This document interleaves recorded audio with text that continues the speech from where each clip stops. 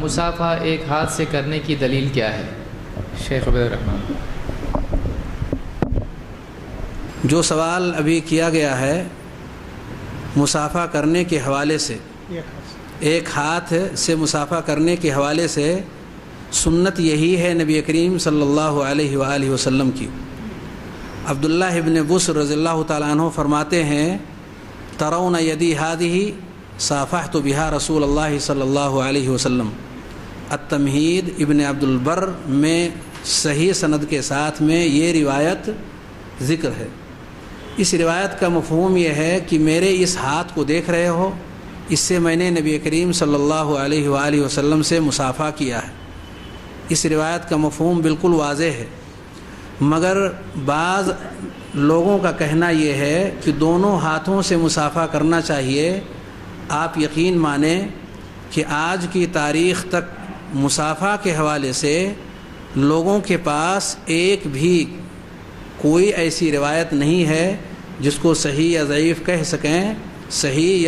کہہ سکیں، اور وہ دونوں ہاتھوں کے مصافحے پر دلالت کرتی ہو۔ سلام کرتے وقت دونوں ہاتھوں، یعنی سامنے والے کے دونوں ہاتھ جو سلام کر رہا ہے اور جس سے سلام کیا جا رہا ہے اس کے دونوں ہاتھ، چار ہاتھ سے مصافحہ کرنے کے حوالے سے کوئی ایسی روایت لوگوں کو اب تک مل نہیں سکی جو اس موضوع پر دلالت کرتی ہو، جس سے یہ ثابت ہوتا ہو کہ چار ہاتھ سے مصافحہ کرنا چاہیے۔ ایک ہاتھ کے حوالے سے متعدد احادیث ہیں، ایک حدیث کی طرف میں نے اشارہ دیا ہے جو قابل اعتماد ہے، اور ہمارے لیے یہ کافی ہے کہ نبی کریم صلی اللہ علیہ وسلم سے جو چیز ثابت ہو جائے اسی پر عمل کیا جائے، اس سے ہٹا نہ جائے۔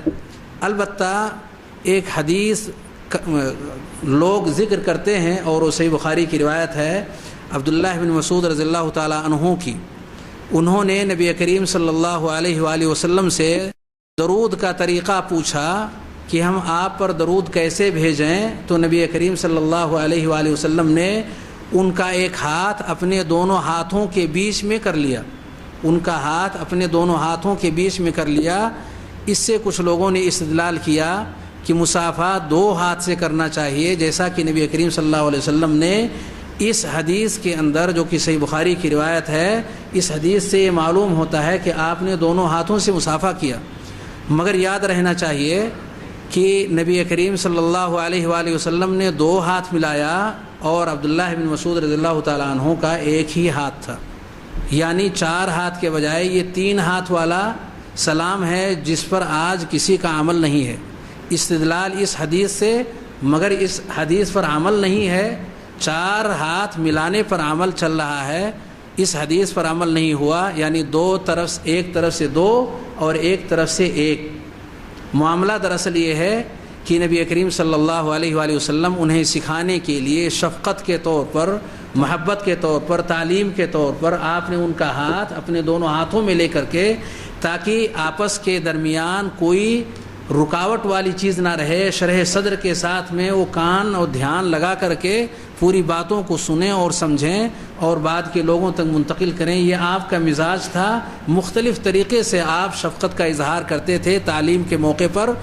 اس موقع پر بھی آپ نے یہ طریقہ اختیار کیا، اور اس کے علاوہ بھی کئی طریقے آپ نے اختیار کیے ہیں، اہل علم سے وہ چیز مخفی نہیں ہے۔